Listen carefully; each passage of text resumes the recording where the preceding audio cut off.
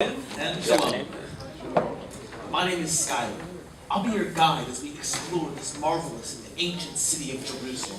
So many biblical events take place here in this city. In fact, many of the shows and many of the presentations that we have here at the Holy Land Experience, even those, a lot of them take place here in this city. So just going to go over a couple things and then we'll get right into it. And if you have any questions, hold on to them. We can talk about whatever you'd like afterwards, one-on-one, but we got to get through the presentation. So now's a good time to silence your cell phones. And if you have any small children who get into a fit or something, just please kindly exit the area. Go to a more infant-friendly location. The only other thing that we ask is that you please keep your hands and items off of the model. This thing took a team of over 50 artists over a year and a half to build. And everything that you see here is hand-painted. And it's a one-of-a-kind installation, so we do our best to keep it looking nice. But yeah, please feel free to take all the pictures and all the videos that you'd like. So we begin our tour. I'll share a couple of interesting facts with you. This model represents Jerusalem in the year 66 AD.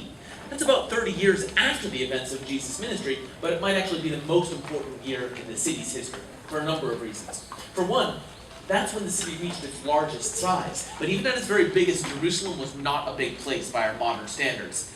Orlando, for instance, is easily over 100 square miles in the larger metropolitan area. But this city, from its southern wall all the way to its northern wall, it was just 1 mile long. And from the eastern to the western wall, it was only 2/3 of a mile wide. So the city was under a square mile, and yet between 30 and 90,000 people lived there at any given point. So it was definitely a major bustling hub of activity. But it wasn't always that way. If we go back to the city's origins, we'd be around the year 1000 BC. And this is all that was there at that time. This section was known as the old quarter of the city. Everything else was just desert at that time. And at this time it was known as the city of Salem. And that translates to the word peace. But peace is a very ironic name for a city that was destined for just so much bloodshed. And to the first instance, at this time it was inhabited by a people called the Jebusites, not the Israelites. But King David and the army of Israel were camped around 6 miles to the south in the town of Bethlehem. And he had his eyes set on this city. He wanted it for Israel because it was located directly south of some of their most sacred ground, Mount Moriah. That was where they eventually built the temple because, if you recall, that's where Abraham brought his son Isaac as the offering to the Lord. Of course, the Lord provided that offering for him as a precursor of the grand offering in Jesus to come. But it was also a rare gem in that it was militarily strategic.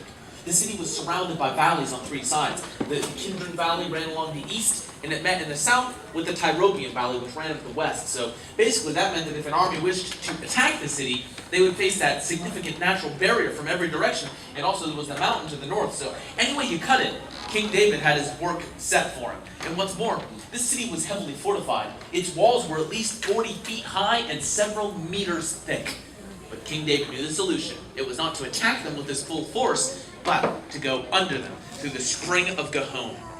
You can see the surface of it on the eastern side of the model. Formed a network of underground springs and tunnels, and King David used that to his advantage. He sent his army to wait in the Kidron Valley, about where you're standing, and then in the middle of the night, he sent just 2 of his bravest and mightiest warriors.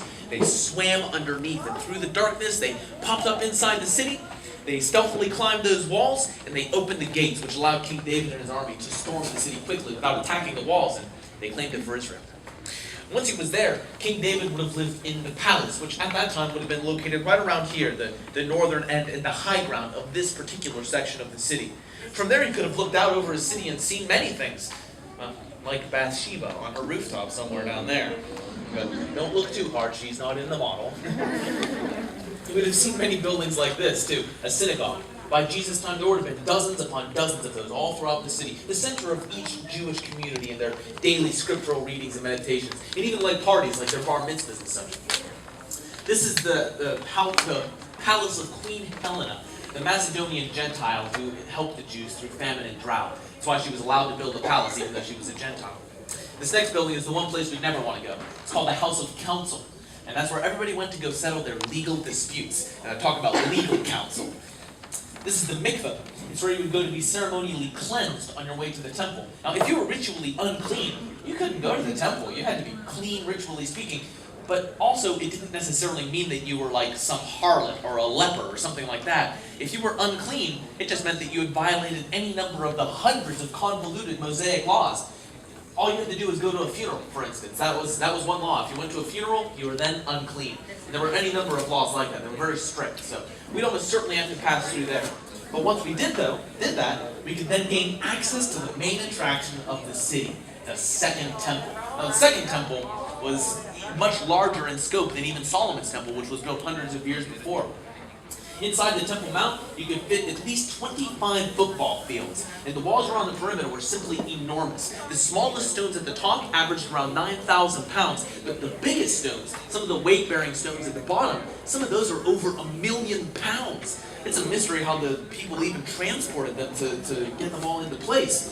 And it drew over 1,000,000 visitors to the city every year. That really boosted the city's economy. The traders and the craftsmen and the salespeople of the city, they would all gather along this southern wall, which made it your first stop if you were a visitor, because you could find all sorts of goods there. You could find food, clothing, fabrics, jewelry, spices, anything really. This was like your ancient mega shopping mall of sorts. In fact, if you look very closely, I think you might even be able to see the world's very first JCPenney's. But it really was like a shopping mall.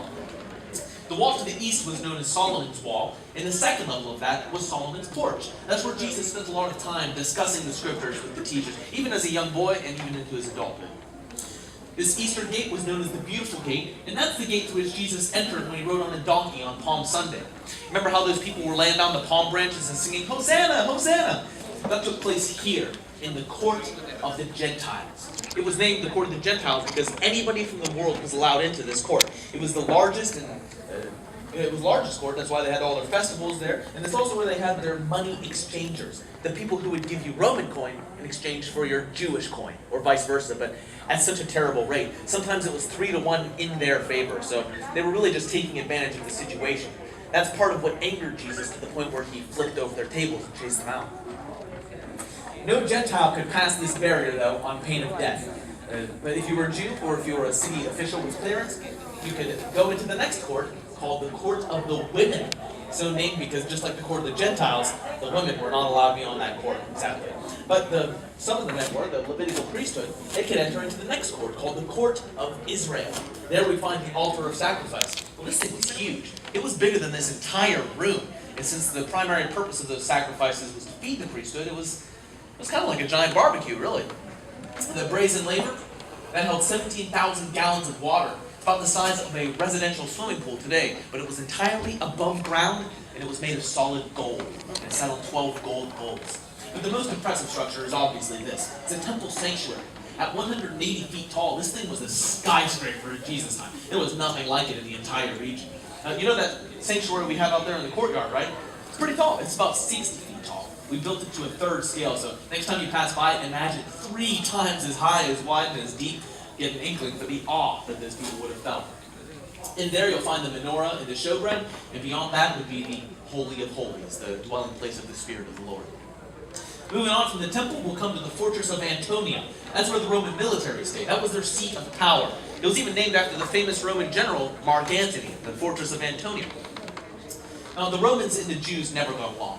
They hated each other, really. The Jews were treated like second-class citizens. The Romans did not really treat any of their subjects very well, so by 66 AD, the Jews just decided that they finally had enough. They revolted against Rome. They even managed to kick them out of the city, but 4 years later, Rome returned with a vengeance. And they didn't treat the Jews even as well as they did before. They just killed them all. They destroyed the entire city, left no survivors. They only left 4 buildings standing out of any of these, which we'll get to. But for now, we're going to move on from the fortress, and we'll come to the realm called Bethesda. And if we're looking for the place where Jesus was crucified, that's where we're going to look. Based on what Scripture tells us, we know that he was crucified directly outside the city gates. Well, this was the extent of the city of Jesus' lifetime. The outer wall was added after Jesus left, so it qualifies there. But we also know that he was crucified at a place named Golgotha. It means the place of the skull. But beyond that, it's a little bit ambiguous. So there's a few sites that are theorized today. The site with the most tradition on its side is best seen from where you folks stand. It's in the western side. It's called the Hill of the Holy Sepulchre. And as early as 150 AD, there's some really strong evidence pointing there. But by the late 1800s, scholars began looking to the site that became a little bit more iconic and known by the locals as Skull Hill. You can even see the image of the skull in the southern side of that hill's face. You folks to the north can see the tomb on the western side that was discovered by Charles Gordon. That discovery led this to be known as Gordon's Calvary. But truthfully, Jesus could have been crucified at either of these locations or anywhere in between because they were only about 1,000 feet apart, and it was constantly filled with hundreds of occupied crosses. One more thing I'd like to point out in the realm of Bethesda is the Pool of Bethesda. Were any of you here for the Good Shepherd presentation? First thing this morning in the market area with the man Samir, he jumped for joy because he got healed. Scripturally speaking, that's where it took place. That was where Jesus healed the man that was waiting there paralyzed for 38 years. Moving on from Bethesda, we'll come to the second mountain of Jerusalem. This is Mount Zion. Up here, the grasses were greener, the breezes were nicer, and the people were richer. And we know that not only because of how nice the land was, but this is the only place in the entire city where archaeologists find the remains of two-story homes. Two-story homes were very expensive because wood was so scarce in the desert. So up here we find a number of things. First off, we know that Jesus must have eaten his Last Supper up here because he ate it where? In the upper room. That's right. So it must have taken place on Mount Zion. Can I get your help for a moment? Would you lift up the top of this building? It could have taken place anywhere, but in the model, that's where the Last Supper took place. Thank you so much.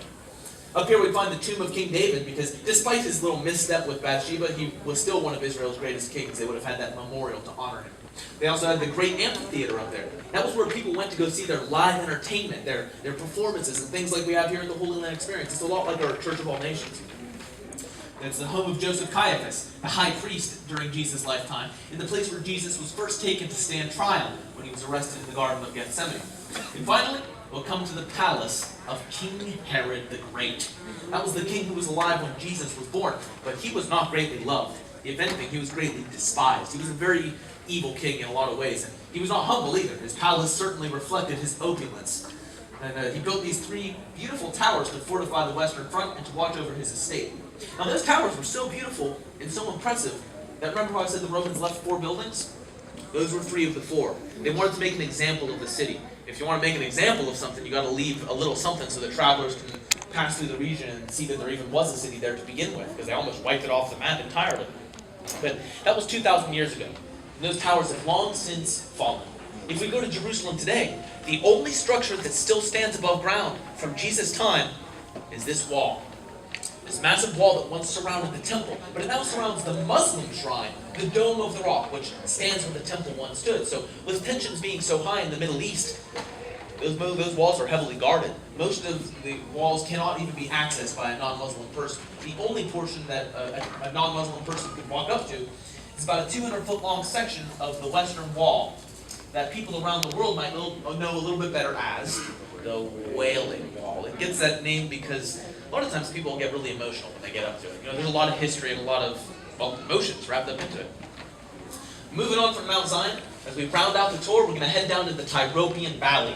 Now, life in the Tyropoeon Valley was a lot different than life on Mount Zion. Because yeah, life was great up there. But what's going to happen if you get one good rainstorm? Where's it going to go? It's only got one place. It's going to go down to the literal lower class of the city. This was the lower class, literally in this case. I mean, the people suffered here. They were forced to deal with the mud, the debris, the waste, there was sickness. But this is where Jesus came to minister. He came to minister to those people in their suffering. For instance, you're about to see the next show, Out of Darkness, at I believe 1:15 today, and there's a miracle in there where Jesus heals the blind man. That miracle takes place here in the Pool of Siloam. This wall obscures your view from the eastern side, but you folks on the southern side can see it. All right, I got one more fun fact for you, and it's off to the next show. But I think you'll like this one. So, you look at this city. Look at all these buildings. Isn't that a little bit peculiar? Look at all these people up on the rooftops. Why are they up there? That's strange, right? Well, it's for good reason. Remember, this is the desert, and it is hot. And inside your homes, it could be stifling. There was no air conditioning 2,000 years ago, and the streets were dusty. But if you got up on your rooftop, you could at least get some fresh air, get off those dusty streets. Also, space. Space was very limited in the cities, and the homes were teeny tiny. They were crammed in close together. But if you lived up on your rooftop and inside your house, well, hey, you just doubled your square footage, right? That led to a lot of social interactions because in the evening time, for dinner, everybody was on the rooftops at the same time. So here's a good example. These folks are sitting on the edges and they're talking to each other, talking about each other's lives. But if something was very important, say you were having a child, say you were getting a promotion, or if you were going to have a big sale at the market or something like that, you'd want to tell all your friends and neighbors. So to save some time, you would just stand up and you would say, "Attention, everyone," and then you'd share your news. But that's what gave rise to the expression to shout it from the rooftops. Yeah. That was what Jesus is talking about in the scriptures when he's quoted as saying, "Go forth and proclaim the gospel and shout it from the rooftops." He's literally talking about getting up on your roof and shouting out what, he's risen. But, even though that's what they did physically back then, in spirit, that's still his command to all of us today. So, hope you all enjoyed the tour of the Jerusalem Mall. Check out the Out of Darkness show. Like I said, that's going to take place, I believe, at 1:15. But make sure you check your time schedule, and that'll take place through those doors at the back and beyond the waterfall in the Church of All Nations. And if anybody has any questions, I'll hang out for a little bit. Ready, honey? Give me a second.